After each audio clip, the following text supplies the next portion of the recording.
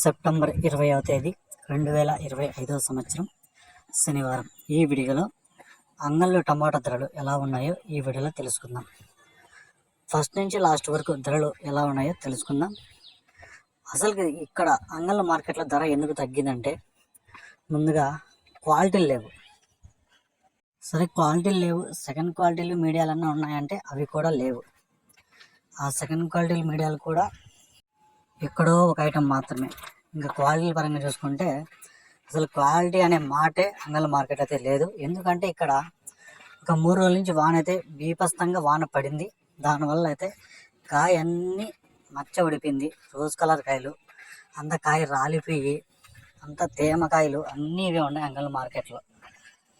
ఈ మిక్సింగ్ కాయలన్నీ 150 రూపాయల నుంచి 200, 250, 300 లోపలైతే అంగళ్ళ మార్కెట్ ఒక 90% వచ్చి ఇవే ధరలు. 150 రూపాయల నుంచి 300 వరకు.